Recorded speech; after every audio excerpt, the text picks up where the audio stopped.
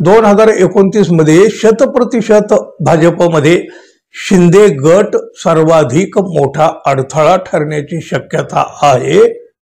कारण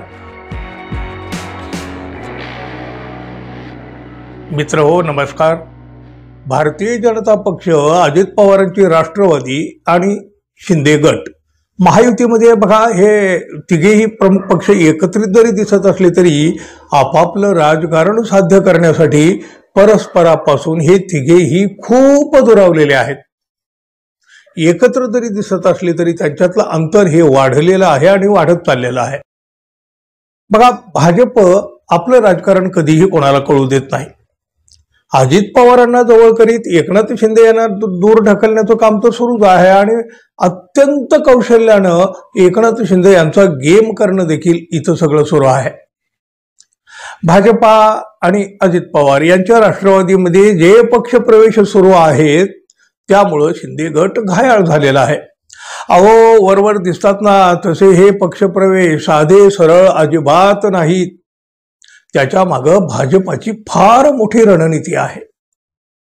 भाजपा आणि अजित पवार यांच्या पक्षात जे काही पक्षप्रवेश होत आहेत सध्या किंवा गेल्या काही दिवसापासून, ते नेते शिंदे गटाच्या आमदारांचे विरोधक आहेत आणि इथंच खरी मेख आहे।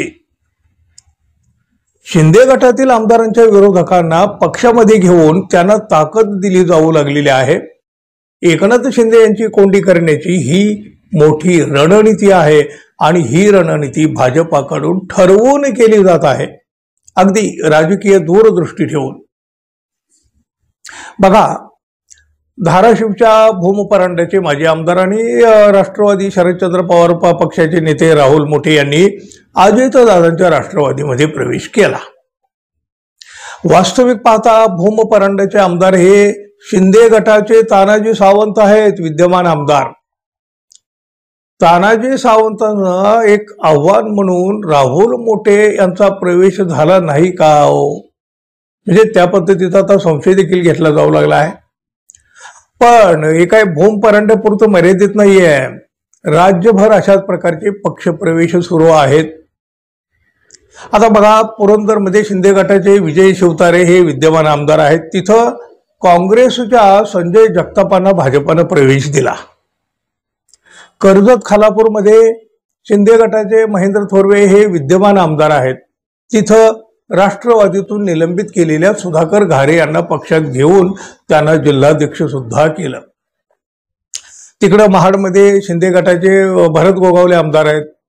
तिथं उद्धव ठाकरेंच्या पक्षातले स्नेहल जगताप यांना राष्ट्रवादीत घेण्यात आलं आणि जालन्यामध्ये ते शिंदे गटाचे आमदार आहेत विद्यमान अर्जुन खोतकर। हे अर्जुन खोतकर ज्या मतदारसंघात आहेत तिथं काँग्रेसच्या कैलास गोरंट्याल यांना भाजपामध्ये प्रवेश देण्यात आला। इंदापुरात सुद्धा बघा, राष्ट्रवादीचे दत्तामामा भरणे यांच्या विरोधामध्ये अपक्ष निवडणूक लढवणाऱ्या प्रवीण माने यांना भाजपानं आपल्या पक्षात घेतलं। भोरमध्ये सुद्धा बघा असंच काहीतरी। या भोरमध्ये अजित पवारांचे शंकर मांडेकर यांच्या विरोधामध्ये लढलेल्या काँग्रेसच्या संग्राम थोपटे त्यांच्या हातात सुद्धा आता कमळ देण्यात आलेला आहे। भोर मतदारसंघावर थोपटे कुटुंबानं अनेक दशक आपलं वर्चस्व राखलेलं आहे। म्हणजे ही अगदी प्रातिनिधिक स्वरूपातली उदाहरणं आहेत। महाराष्ट्रामध्ये अनेक ठिकाणी अशाच प्रकारे ही सगळ्या खेळ्या खेळल्या जाऊ लागल्या आहेत भाजपाकडून।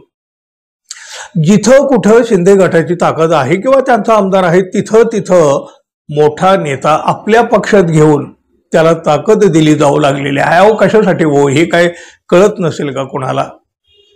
भारतीय जनता पक्ष आणि राष्ट्रवादी हे दोन्हीही पक्ष याच कामावर सध्या आहेत, त्या कामाला लागलेले आहेत अगदी नेटानं।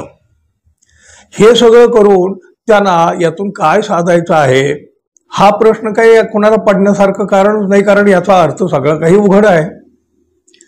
बघा, आणि आम्ही बेरजेचं राजकारण करतोय वगैरे अशा पद्धतीचं काही वक्तव्य केलं जात असलं, तशा पद्धतीचं भासवलं जात असलं तरी सुद्धा त्या मागं भाजपाची खूप मोठी रणनीती आहे। ही रणनीती शिंदे गटाच्या लक्षात आलेली आहे, पण सांगताही येत नाही आणि सहनही होत नाही अशी त्यांची परिस्थिती झाली।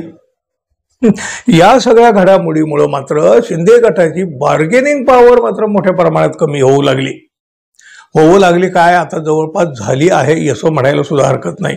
खरं तर भाजपाला आता स्वबळावर निवडणूक लढवायची आहे आणि त्यांनी ते काही लपूनही ठेवलेलं नाही. भाजपानं आधी 29ची निवडणूक आपण स्वबळावर लढली पाहिजे हे स्वतः अमित शहा यांनी जाहीररित्या सांगितलेलं आहे. बघा ना, सलग 3 वेळा भाजपाला बहुमताचा आकडा गाठता आलेला नाही. एकट्या भाजपाला बहुमताचा आकडा गाठण्यासाठी मित्रपक्षांना त्यांच्याच मतदारसंघात रोखून ठेवावं लागणार आहे आणि त्याचीच तयारी भाजपानं आतापासून सुरू केलेली आहे. शिंदे गट आणि राष्ट्रवादीचे आमदार जिथं जिथं आहेत तिथल्या विरोधी पक्षातल्या तगड्या नेत्यांना भाजपात आणण्याचा सपाटा भाजपानं लावलेला आहे. 2029 मध्ये 100% भाजपमध्ये शिंदे गट सर्वाधिक मोठा अडथळा ठरण्याची शक्यता आहे. कारण भाजप आणि शिंदे गटाचा मतदार वर्ग जवळपास एकसारखाच आहे.